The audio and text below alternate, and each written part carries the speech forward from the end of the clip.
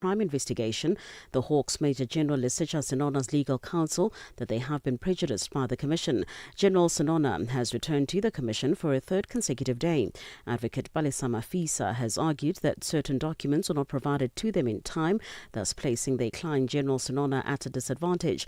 This includes WhatsApp messages that have been subject to scrutiny before the Commission.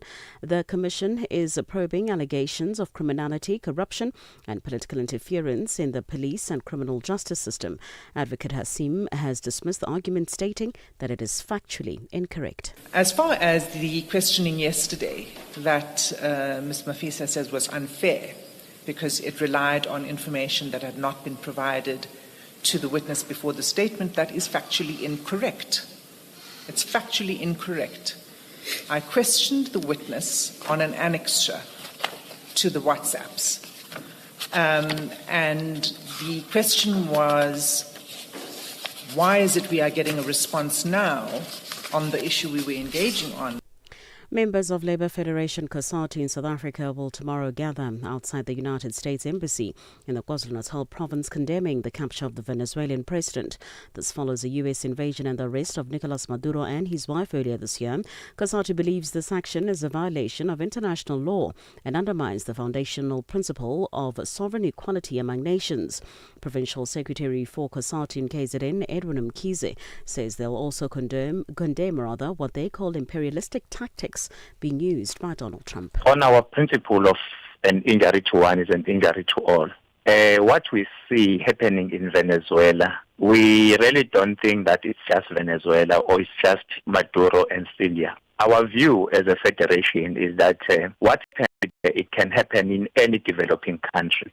We see it as an attack on sovereignty, what happened in that country. And we really don't think that we need to just keep quiet and fold our arms. New vaccines are helping Ghana approach a long-sought goal of ending child deaths from malaria.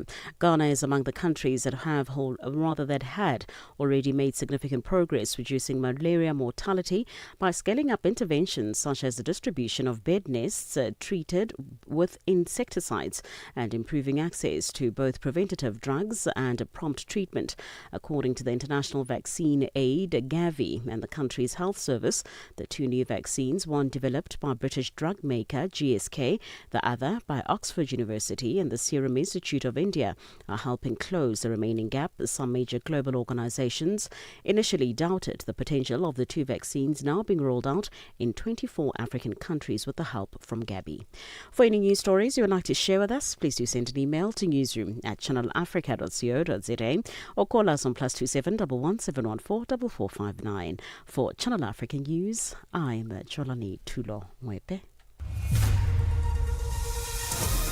SABC News. The African Perspective. In our sports headline, the Total Energies 2025 Africa Cup of Nations is now the most viewed football competition. And Serena Williams ruled out her return to professional tennis. I'll be back with these and other stories at the bottom of the hour. This is Africa Update, your pulse to the continent. Stories shaping nations and voices driving change. Stay informed, stay connected, right here on Channel Africa, the African Perspective. It is 12:06 Central African Time, and we're coming to you live from Johannesburg in South Africa on DSTV's Audio Bouquet Channel 802, OpenView Channel 628, and on www.channelafrica.co.za, as well as on the SABC Plus app, available on the Apple and Google Play stores. You can also find the Channel Africa app on the Google and Apple Play stores. Join us in conversation on our social media platforms. That's on X, Instagram at Channel Africa 1, on Facebook at Channel Africa. You can also subscribe on YouTube at Channel Africa 1. And remember to use the Africa Update hashtag. Today on hashtag Africa Update Asks, we focus on the climate and how a new report has shown that human-caused climate change is making extreme weather conditions worse across Africa. What has been your experience relating to climate change where you are? Share your thoughts and your views on all our social media platforms. That's on X, Instagram at Channel Africa 1, on Facebook at Channel Africa. You can also send us your comments and voice notes on +27 83 288 6684. Hashtag Africa Update Us.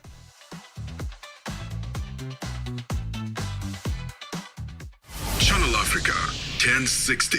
6 decades of stories, voices, and vision. Ahoy, matey! Captain here to help, right, boys? Set sail with us on a digital voyage like no other. Channel Africa has a treasure trove of awesomeness. That is our website and social media pages. Tell me, why are you here? We want you to be part of our adventure. The winds are changing, Captain. And this time... Imagine a world where curiosity knows no bounds, where entertainment meets enlightenment, and where every click leads to the African perspective. Visit us on our website, www.channelafrica.co.za, or follow us on Instagram or on X at Channel Africa 1. Go on, like us on Facebook at Channel Africa 1. So, spread the word. Tell a friend that Channel Africa's online variety is what they need on the web. Channel Africa, the African perspective. Africa Update, your daily dose of African insights with Lulu Gaboo on Channel Africa. It is 12 Central African Time, and we're coming to you live from Johannesburg in South Africa. The World Food Programme says more than 700,000 people have been affected by floods in Mozambique. The rains, described as the worst in decades, have reportedly claimed the lives of more than 100 people since October last year. Claire Conan is the country director for the World Food Programme in Mozambique. These are the worst floods in decades, and it's been affecting almost 10,000 square kilometers of land, which is equivalent almost to the size of a country like Lebanon. So we're dealing with something that is huge. Indeed, 700,000 people have been affected. Half of them are being displaced, and over 100,000 are living in evacuation centers and are really dependent on external assistance for their basic needs. People have very little to get by. They left their homes with nothing. And so they are in dire needs of food, water, shelter. I was there on the ground yesterday, and I've met a young woman who just gave birth actually on the roof of her house as everyone was evacuating, and she was evacuated later, and so she is now with a 7-day-old baby in this center, and she needs nutritional support, she needs food, and she needs all the attentions that we can give her. And that's the reason why WFP is supporting the government's effort to provide food assistance in these centers. We're delivering food through every means that we can, including using amphibious vehicles, planes, boats, in order to reach these isolated communities. And we're handing over food to the government for them to be able to provide them in these communal kitchens. Parts of Mozambique are still inaccessible. Not all areas are still, are already being reached. It is really a logistical challenge. There's a lot of efforts to deploy support through every means possible, plane, helicopters, amphibious vehicles, but it is still really challenging. These people have lost their houses, but not only, they've lost their assets, they've lost their crops, they've lost their livestock, and so they need immediate support today, but they will also need longer-term support to face a likely food security crisis, given the fact that farmland has been seriously affected in an area that was the breadbasket of Mozambique. And that was Claire Conan, the country director for the World Food Programme in Mozambique. Africa Update with Lulu Gaboo, 12 to 1 p.m. Central African Time. A new report shows that human-caused climate change is making extreme weather conditions worse across Africa. Researchers say parts of southern Africa saw a year's worth of rain in just 10 days, leading to severe flooding in South Africa, Mozambique and Zimbabwe. At the same time, the Kenya-Somalia border region is facing a deep drought with no rain since May last year, a situation that's now triggering a major humanitarian crisis. And to discuss this further, we are joined on the line by the South African Weather Service's Lihlohonolo Thobela. Lihlohonolo, good afternoon and thank you for joining us on Africa Update. Good afternoon and thanks for the invite. How are you doing today? I'm good, thank you. And you know, the weather patterns, we keep speaking about them, and the extremities seem to be continuing. What weather patterns are driving just these extreme conditions that we're seeing right now? Yeah, definitely. We have different weather conditions in different parts of the world. And to just keep in Africa, I mean, you mentioned Kenya. Kenya's drought problem isn't just caused by just one thing. You know, it's a mixture of climate patterns, geographical position, as well as the human pressures. I mean, speaking about the patterns, Kenya relies heavily on two rainy seasons, like the long rains as well as the short rains. And in the recent years, these rains have become unpredictable, or I'd say close to being failed completely, you know, leaving long, dry stretches over the area. So part of that is that rising global temperatures, which then increase evaporation, the drying out of soil as well as water resources faster. And you would mention in terms of climate change. So in climate change, we speak about periods of longer, about 30 years or more, in terms of research, as well as seeing patterns starting to change. And also in the intensification now of weather extremes, especially in the most part of the eastern areas. Once you get to the southern Africa, you start seeing more of the rains as well as more of the extreme weather conditions. So then the culprit into the whole thing is La Nina. And we are from a weak La Nina season as we speak from this summer. And with the repeated La Nina cycles, they seem to push more of the rain away from East Africa. And when I say that, it should then take you back to the geological position of Kenya. Kenya is in the East Africa, and with that, it makes the droughts more frequent and severe because much of Kenya is arid and, or I'd say it gets to be semi-arid in terms of land, and naturally it's prone to dryness. But once you get to the Southern African context, once you get to us in South Africa, Mozambique, parts of Zimbabwe, La Nina results in above normal rain, especially for the eastern regions, which then would cover KwaZulu-Natal and Mpumalanga into Limpopo, as well as areas of the Gauteng into the southern part of Mozambique, like what we saw in the past week. And are these events becoming more frequent or more intense? Yes, we're definitely seeing an extreme increase of extreme weather conditions, especially the severity part of the summer rainfall area. So let me speak to South Africa. In South Africa, there are weather systems called cut-off lows, which have been studied by researchers to having contributing in more of the extreme weather conditions over the eastern parts of the country.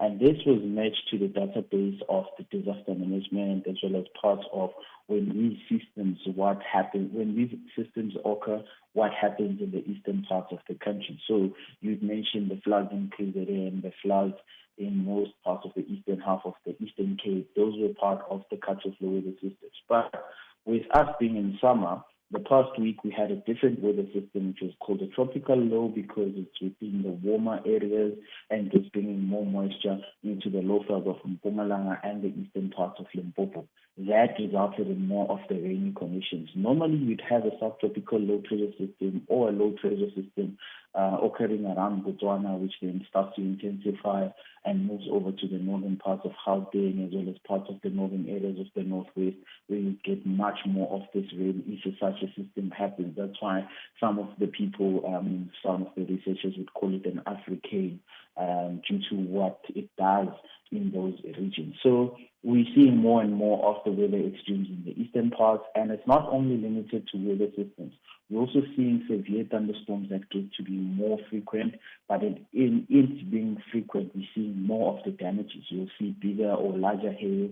You start seeing heavy downpours that lead to localized flooding, but now it stretches to a much more widespread flooding. So it's quite intense in terms of the extreme weather conditions in the eastern parts of the country, yes. And what limits do weather models face in forecasting such extremes? Yeah, it depends on obviously the initialization of the weather model. So we use different numerical weather models, and sometimes they struggle with picking up the same characteristics of a weather system. So then that's where you need a meteorologist or any weather forecaster that will have knowledge of how a system behaves. So with having different initialization conditions, it may also impact the observations in terms of how the observations are ingested into the models. If you're having less of the observations ingested, then the models start to perform poorly. However, with them happening to be available over most parts of the time that we have observations, it at least assists us in giving an identification of where the weather systems will be. And in us understanding the weather systems, it then supports how we end up giving out weather forecasts. So the models do struggle a bit sometimes. However, from time to time, they generally do well with the weather systems. That's why we ended up having more of the early impact-based warning sent out a week before it actually happened in the area. And which regions are most vulnerable going forward? In Africa, as you speak of La Nina, we still yet to see more of development of tropical cyclones, especially over the Mozambique Channel into the East Coast. And in those areas, you would go further into Madagascar, the northern parts of Mozambique, areas in the eastern parts of South Africa, which would impact Limpopo and Mpumalanga, into the eastern parts of KwaZulu-Natal. So I'd say all the summer rainfall areas may still have more prone to risk into having either they're going to have thunderstorms or we're going to have long periods of rain or conditions such as that. But for northern parts of Africa, for example, in La Nina, especially the eastern parts like what you've mentioned in Kenya, if we are still within La Nina, they seem to struggle more with dryness, which then would prolong the drought. So it differs from area to area. Like in South Africa, you will experience more of the rain in the eastern parts. However, for the western parts of South Africa, seems to be in the hot and dry conditions. For some areas, they would even start mentioning that they're in a drought. That's why you will see a lot of fires in the areas in the western parts of the country, like the Northern Cape, the Western Cape, into the western half of the Eastern Cape. So conditions are definitely different from area to area, but the most important part, I would say, for us to look forward to is the eastern part where we're receiving more of the summer rainfall. Well, Leslohanolo, I guess we're probably going to be speaking to you a lot more often because what we're seeing is quite hectic. The 1 minute it's hot and windy, the next minute it's drizzling, and then it pours, and then there's hail, all in literally 10 minutes. So it's quite interesting what we're experiencing. No, definitely interesting, but that's why I started this, so that I get to engage with you guys. Great stuff. Thank you so much for joining us on Africa Update. All right, thanks. Have a good day. Thanks, and to you too. That's Leslohanolo Thobela, who is from the South African Weather Services, just giving us an update on the different weather patterns and the impact this has on human-caused climate change. It is 21 after 12 Central African time. Keep Africa in your hands. Connect to our website for all your news, sports, and cultural updates. channelafrica.co.za. Ritmos e cultura. Com Jacob Tivani. E os ouvintes do Ritmos e Cultura, hoje em linha com uma das grandezas da música moçambicana, porque não? Ele que é um dos kings da Marra Benta, uma bermuda in the building. É um prazer enorme estar a fazer parte deste programa. Deixe-me só saudar. Boa tarde a todos os ouvintes que me ouvem neste preciso momento. Meu nome é Uma Bermuda, de Alau Fanelo Estarapo, Gajo Água da Daniela Ema Biscato. Eu vou saudar de uma maneira era diferente. Ah, titavuya mwanango, tiduma tifika Giane. Ah, titavuya mwanango, tiduma tifika Giane. Ani motivelwa baba yena otiva mina haikonama. Ani motivelwa nona yena otiva wahimbo guatwa. Cá estou eu, irmão, para conversarmos, para falarmos um pouco de tudo. Estou aqui, estou aberto. Eu estou muito feliz porque é a primeira vez que eu falo nesta rádio, falo para os ouvintes, então estou muito feliz. Ritmos e cultura com Jacob Tivani. Todos os domingos, das 20 às 21 horas. Africa Update on Channel Africa. It is 23 after 12 Central African time, and we're coming to you live from Johannesburg in South Africa. Today on hashtag Africa Update Asks, a new report shows that human-caused climate change is making extreme weather conditions worse across Africa. We want to know, what has been your experience relating to climate change where you are? Share your thoughts and your views on all our social media platforms. That's on X, Instagram at Channel Africa 1, on Facebook at Channel Africa. You can also send us your comments and voice notes on +27 83 288 6684. Hashtag Africa Update Us.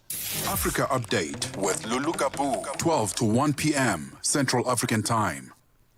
It is 24 after 12 Central African time, and we're coming to you live from Johannesburg in South Africa. Now, 1 year after M23 rebels seized the eastern Congolese city of Goma, the conflict's impact is now extending beyond the battlefield and into international diplomacy. The leader of a powerful rebel coalition that includes M23 has sharply criticized a new strategic partnership between the Democratic Republic of Congo and the United States, warning that the deal could be unenforceable in rebel-held territory rich in critical minerals. In an interview with Reuters, Cornelia Nanga, head of the Alliance Fleuve Congo, described the agreement as unconstitutional, opaque, and legally flawed, raising fresh doubts over U.S. investment plans in the eastern Congo, where much of the country's valuable mineral wealth remains under insurgent control. And for analysis, we are joined on the line by visiting Professor of International Law at Wits University Law School, Professor Maya Swart. Professor Swart, good afternoon, and thank you for joining us on Africa Update. Good afternoon, thank you. Now, from an international law perspective, how do you interpret Cornelia Nanga's claim that the Kinshasa-Washington Minerals Agreement is unconstitutional and illegitimate? Does this kind of challenge meaningfully undermine the legal standing of the deal, or is it primarily a political tactic? Well, his comment in itself doesn't undermine the legality of the peace agreement. Of course, he's a political player, he's a politician, he's an activist, so, you know, his comments should be read in that light. However, there are some questions about the fact that the deal has not gone through the Congolese parliament yet, still needs to be passed through the parliament. So in that sense, you know, there are still some steps to be taken. But yes, his comments are primarily political. Now, given the continued control of key mineral zones by the M23 rebel group, does this agreement risk becoming unenforceable in practice, even if it passes a parliamentary approval in Kinshasa? And what legal or diplomatic risk does that pose for external partners, like, for instance, the U.S.? Well, I don't have much hope for this deal. Even if it passes through Parliament, we know that, you know, that kind of, there's not such a tight relationship between that kind of parliamentary approval and whether a ceasefire or a peace deal actually holds. In the Congo, I see this country as constantly being on the verge of, you know, falling back into conflict. And certainly there are not enough indicators that there's enough serious goodwill and political will and, you know, a tight enough negotiations pact in a sense to prevent that fall into, into conflict again. And just looking at what Nanga has to say or argues about commitments that were made in Doha, which were never implemented in peace processes you've studied, how damaging is the failure to implement agreed provisions to the durability of ceasefires or just confidence building arrangements between a state and non-state actors? Yeah, that's a good question. I think it's about confidence building and trust building. I think that the lack of trust here on the various sides are so profound that, I think that is where one needs to start. President Trump cannot parachute in and see this as, just another one in his list of peace initiatives that he wants to get all this credit for. There's a lot of groundwork that needs to be laid. What Donald Trump has done in December is to try and bring, for example, President Kagame of Rwanda and Tshisekedi of Congo together. But, there is such a long-standing animosity between them, a very deep dislike and distrust that needs to be worked on before one can even, have any hope for this December peace deal. Now, if the Congolese government pushes ahead with implementing the U.S. agreement, ignoring objections from armed groups that effectively are in control of the territory where they have the most minerals, are we likely to see an escalation in violence? And could this mark a shift from a fragile peace toward renewed regional confrontation? Well, the way I see this, I don't think the Washington Agreement in itself will spark such violence. I think that, that region, the DRC, is already on the verge of such violence, and that can descend, and it can descend into violence at any moment. Certainly, the Washington Agreement, isn't what will cause this. It might be presented that way now by opponents of Tshisekedi, but everybody knows that it's not about the Washington deal or the deal in Doha. There is just a fundamental rupture between the M23 and Tshisekedi, and that, there is no sign that is being healed or mended. Certainly, I don't think any outside power will magically be able to heal that, even if they come with security guarantees or with promises of infrastructure development or economic support. That is not going to heal this fundamental rupture. And Prof, before I let you go, just in wrapping up, what do you think needs to happen in the DRC, especially when it comes to the M23 rebel groups and the other groups, of course? Well, I really think there needs to be democratic elections and, a new leadership in the Congo itself. Tshisekedi is now far too tainted to carry or hold any legitimacy, so one needs to see a proper new election being held.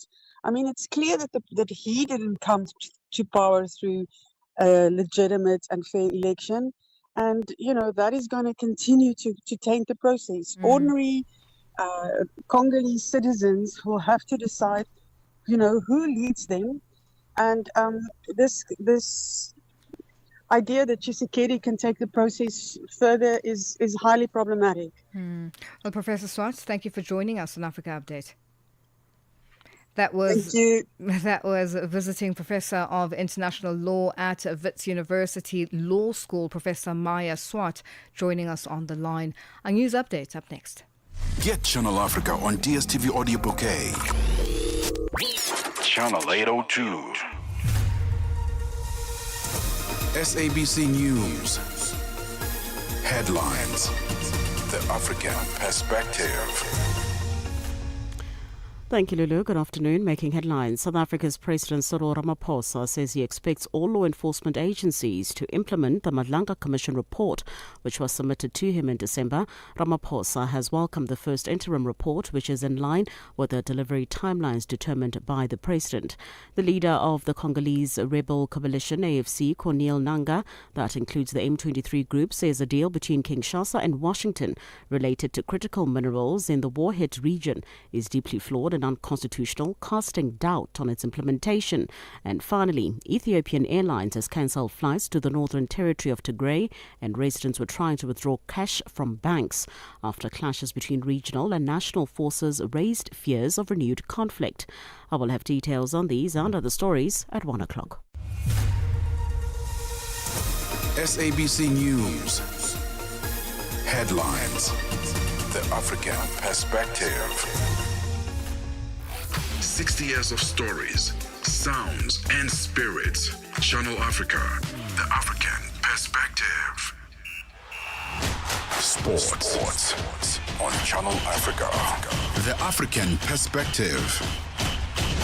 First up in our sports update, it's football news. The Total Energies CAF Africa Cup of Nations AFCON Morocco 2025 has broken new ground with a record 6 billion digital views across social media platforms during the competition. The Total Energies CAF AFCON Morocco 2025 is now the most viewed football continental competition, generating an extraordinary 5.2 billion video views. These numbers underline the tournament's growing global influence and the unmatched passion of African football fans. One of the biggest areas of growth for CAF and the Total CAF AFCON 2025 has been with the diaspora community, where CAF has attracted millions of new audiences and users.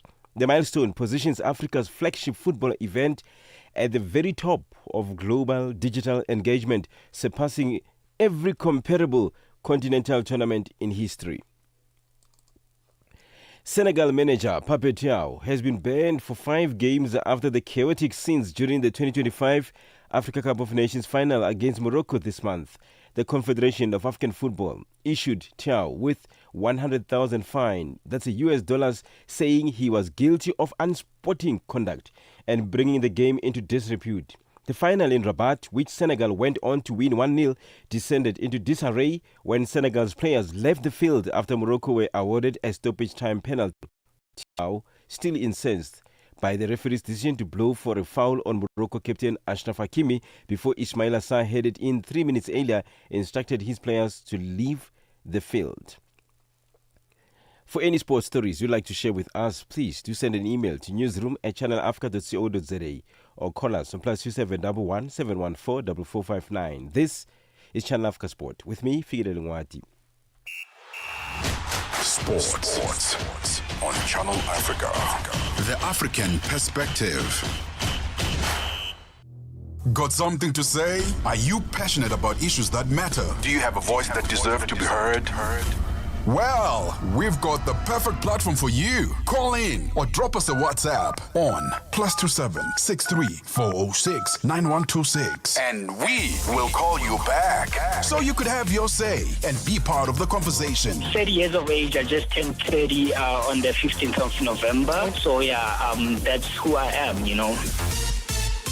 It's not just talk. It's your chance to air your views. Share your opinion. Engage with the community that values your perspective. Follow us on our social media. Visit our website at www.channelafrica.co.za and get ready to share your views on Channel Africa, the African Perspective.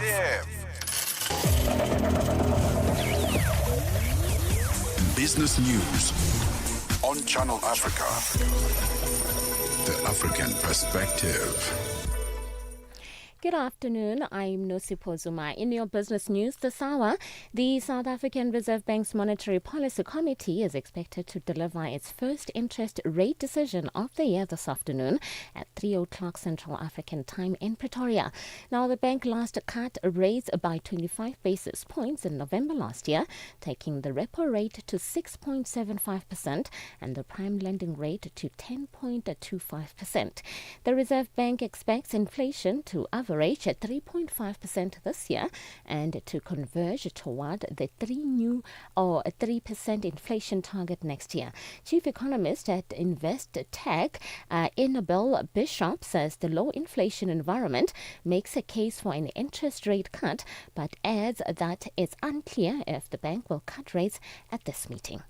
Inflation is not back at target, and the Reserve Bank could choose caution and wait until inflation becomes entrenched at the 3% mark before cutting again.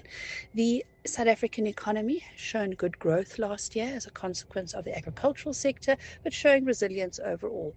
We continue to expect the Reserve Bank may, on balance, not cut interest rates, but as we indicate, it's a very close call. Financial markets expect no cut, but of course, very close to a 50% probability of one occurring. Meanwhile, the Congress of South African Trade Unions, COSATU, is urging the Reserve Bank to cut the repo rate by at least 25 basis points at its Monetary and Policy Committee, which is the MPC meeting. COSATU's parliamentary coordinator, Matthew Parks, says workers have struggled to cope with the rising cost of living, with electricity and transport prices exceeding the overall inflation rate. Parks believes if the repo rate is cut, it will provide comfort to millions of households and help workers pay their debts, among others. Whilst the first phase of the two-part pension reforms initiated by COSATU with the support of the ANC-led government has released over 57 billion rand into the pockets of nearly 4 million workers, reports from the National Credit Regulator paint a depressing picture of the overwhelming majority of workers remaining heavily indebted. Inflation has been continuously falling, and at 3.5% is currently well within the range of the Reserve Bank. The Reserve Bank has ample room to provide relief for the working class and to give the economy badly needed stimulus after a very difficult year in the barrage of repo rate hikes since the war in Ukraine started in 2022. It is critical that the Reserve Bank stand with the working class and cut the repo rate by at least 25 basis points.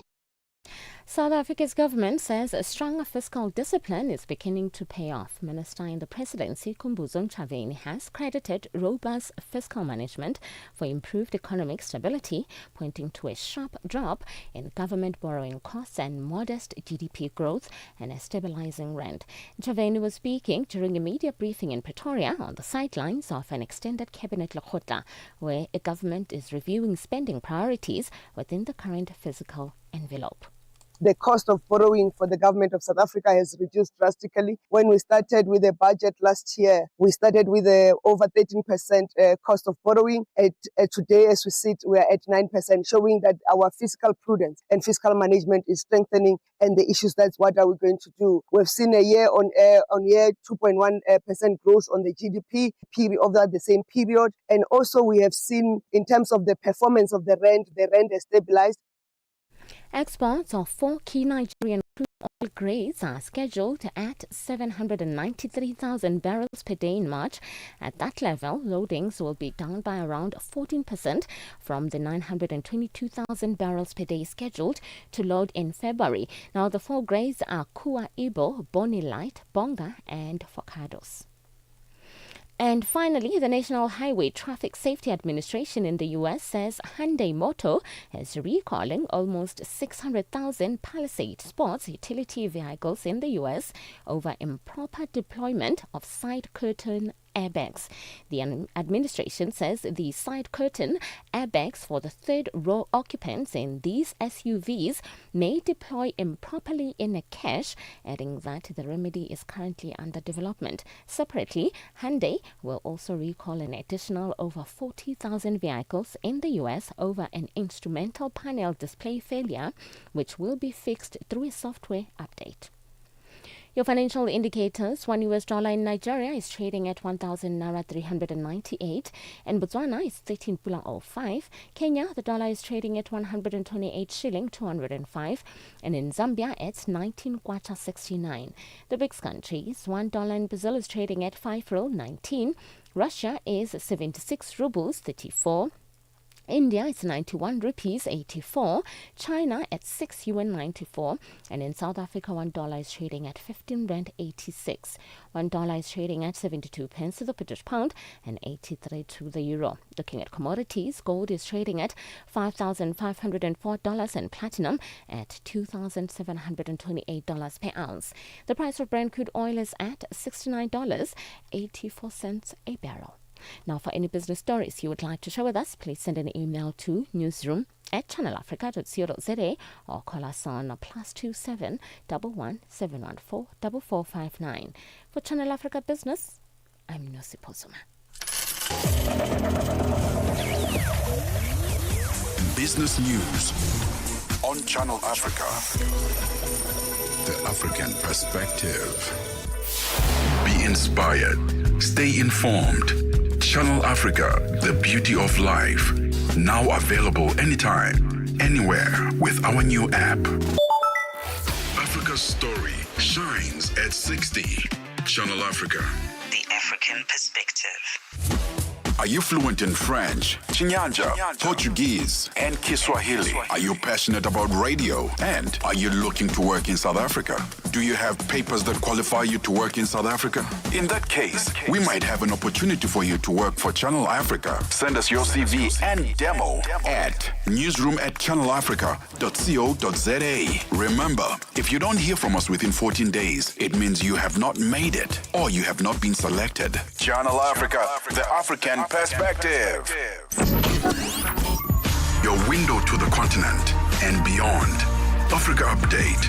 Only on Channel Africa. Channel Africa. The African perspective.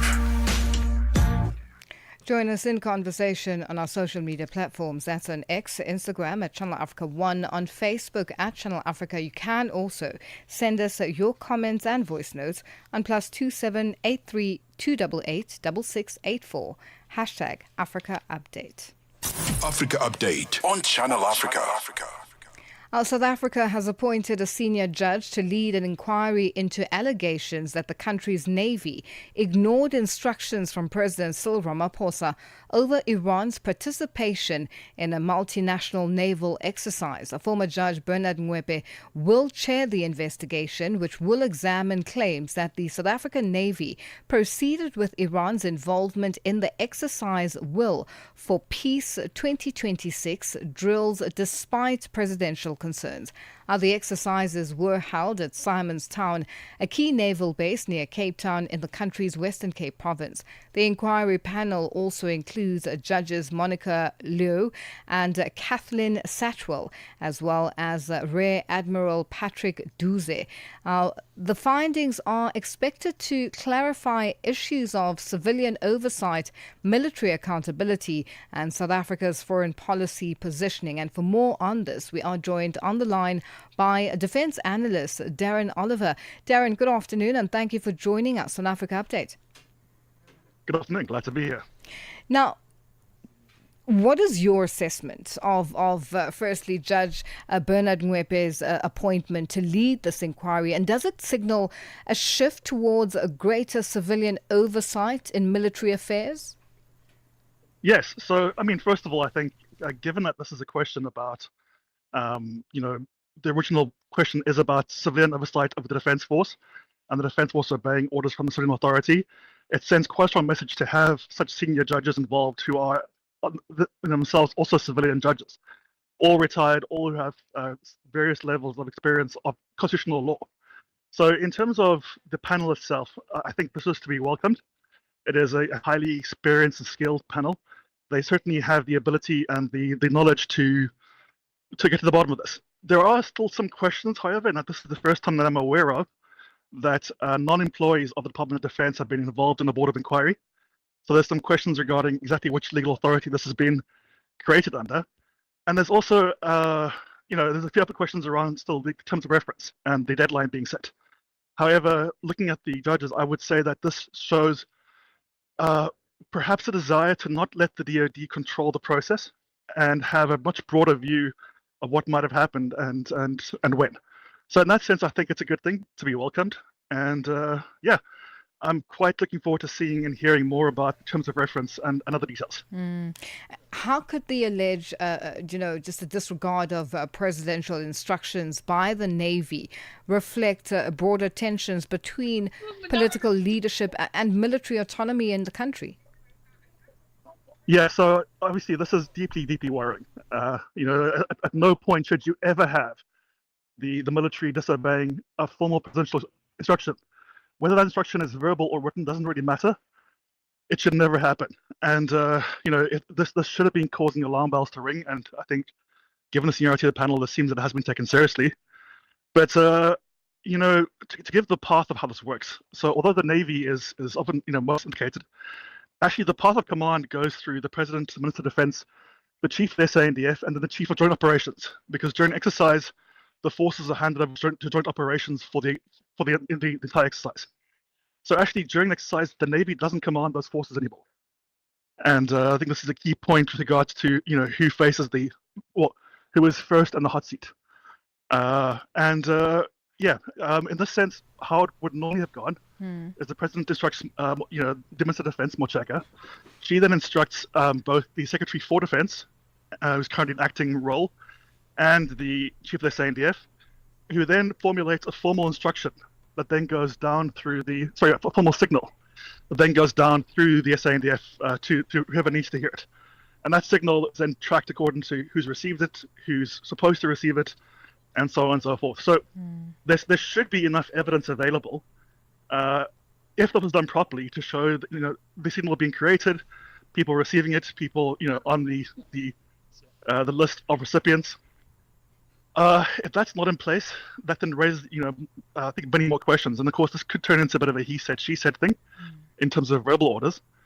But correctly speaking, there shouldn't be no verbal orders in the military like this. Even if a verbal order is given, it should be followed up immediately by a written order, or written signal rather. Now, what potential biases or strengths do you foresee in addressing geopolitical sensitivities involving Iran? So yeah, this is obviously I think an area where the judges are going to have to tread very carefully and probably spend a bit of time also interviewing DIRCO regarding their own view and regarding what South Africa's foreign policy is. Because there are multiple levels to Iran's involvement that I think need to be kept in mind. The first is that obviously South Africa does have the right to trade with Iran. So this is not a question of whether or not it has the right to trade or not. It also has the right to, if it wants to, obviously perform military exercises with Iran. But these are much trickier in terms of the reaction of other countries. Part of the issue here is that Iran, during the time of exercises, was killing tens of thousands with own citizens. I mean, at least 3,000 that we know of, guaranteed, and likely many more. It is in many ways a pariah state. It doesn't really offer much of value to the SA Navy in terms of training. And I think also most importantly, they sent 3 ships. 2 of those ships were from the regular Iranian Navy. However, 1 ship was from the IRGC. And this is a really tricky problem because the IRGC is sanctioned and listed as a terrorist group by a number of countries, not just the US, but in the EU as well, and in the Middle East. So Saudi Arabia, the UAE, Bahrain, all list the IRGC as a terrorist group and have various sanctions against it. So by servicing and supporting and hosting an IRGC ship, that goes far above and beyond just supporting an Iranian Navy ship. So all of these things are going to factor into this question now of whether it's right. One could argue it might have been more justifiable to have an exercise with the Iranian Navy, but not the IRGC Navy, for example. And then one could also rationalize, having trade links with Iran, but not necessarily military links. But I think this board of inquiry won't look at that at all.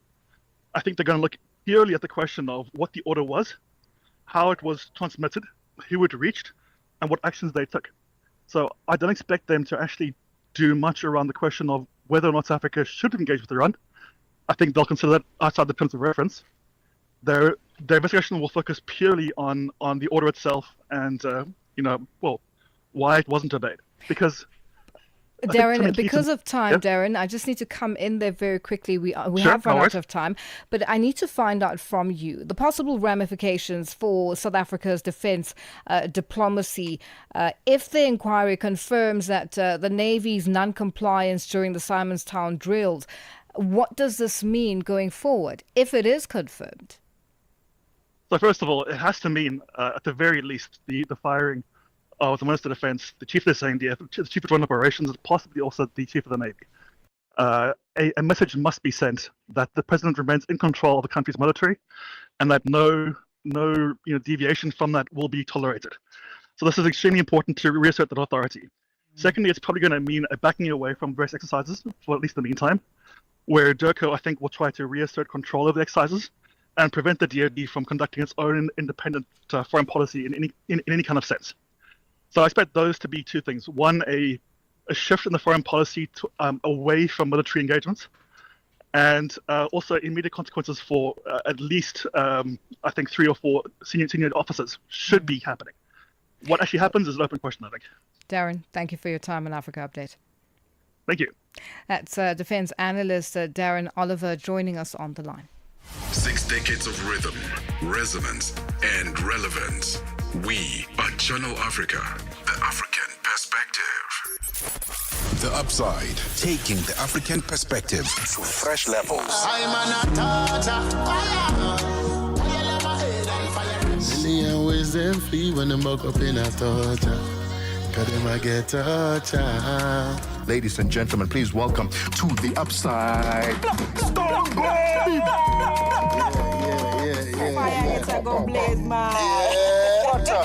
More fire. All things that torture. That's the name of the album. You know, torture literally means that someone who bears a torch, like a torture, like not T-U-R, but T-O-R-C-H-E-R. So like it's a Statue of Liberty holding a torch, like keeping it burning, you know what I'm saying? Like it just implies the fact that we have to inspire one another. We have to tell it through the music and reach out to the people to know that, listen, you got light inside of you that has to bend. You know what I'm saying? Like keep it burning. Like don't let nobody dim your shine.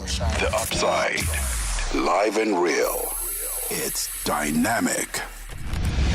Africa Update, your daily dose of African insights with Lulu Gaboo on Channel Africa. Well, it is that time of the day where we say a happy Thursday to the Upside team. Tebogo Kuleni not in studio, out and about. Hello, how are you? What's happening? I'm fantastic, Lulu. I'm starting to make this a habit, this being out of studio, and I'm enjoying it. Listen, we are here at the Galleria in Sandton because SABC2 is getting ready for a relaunch. They've got a plethora of new programs, on display, ready to launch very soon. Some of your favorite personalities will be on SABC2, new shows, celebrating families, celebrating language. It's going to be amazing. They will be doing the official launch, or rather dinner launch, this evening. But we'll be at the venue this afternoon, chatting up about what you can expect in terms of programming, changes to existing programs, and so on and so forth. And then in addition to that, we'll be having some conversations about the rise of alcohol use and online gambling addiction. And especially families who are struggling, who have members who are struggling with such addictions, we'll be chatting with an expert about it. And later on, we are celebrating the annual Creative Block exhibition, which will be taking place in Gqeberha this year. So a lot of exciting conversations coming up, and the most important one is the relaunch of SABC2. That's all coming up on The Upside. That's The Upside coming up from the top of the hour with Tebogo Kuleni and Matseko Musito.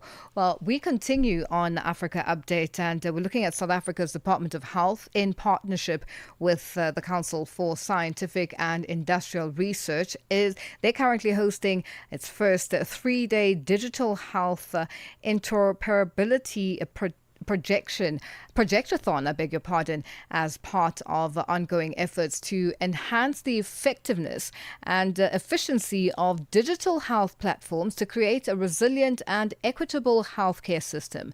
The event, which began on Monday in the country's capital, Pretoria, serves as a hands-on technical testing session to improve the South African digital health infrastructure.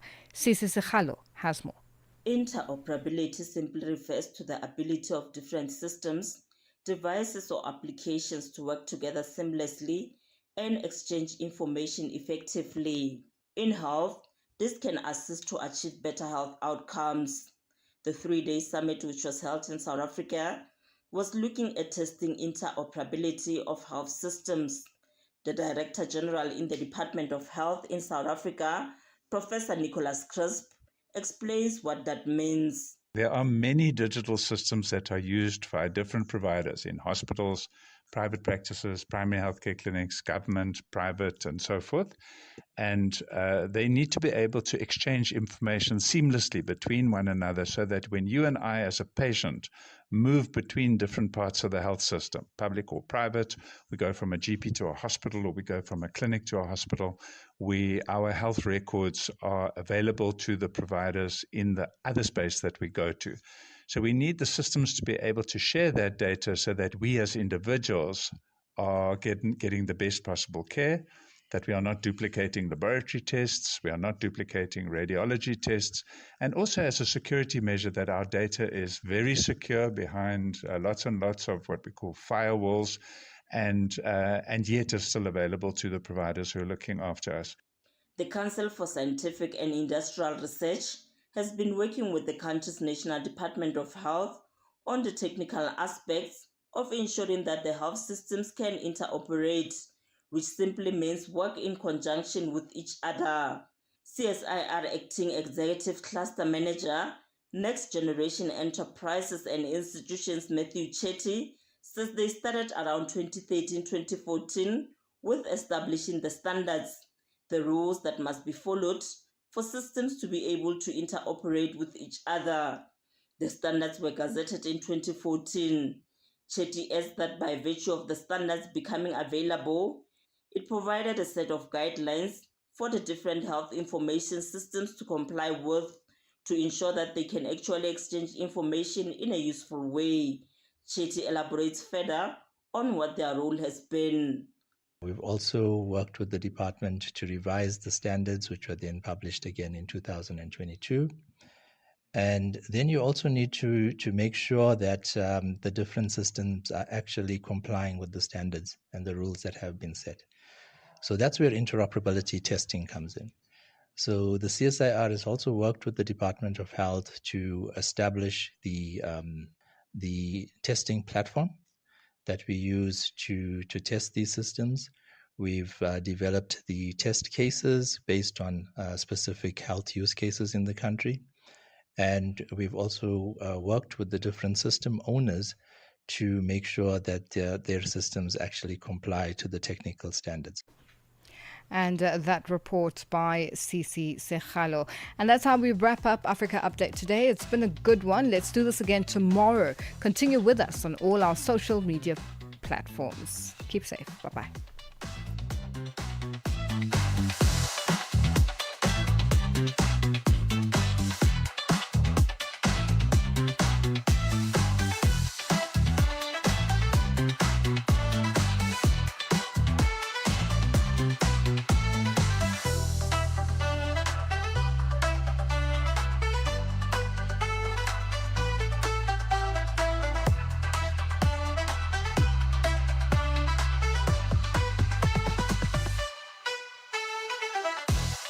Tune in and turn up the volume. This is Channel Africa.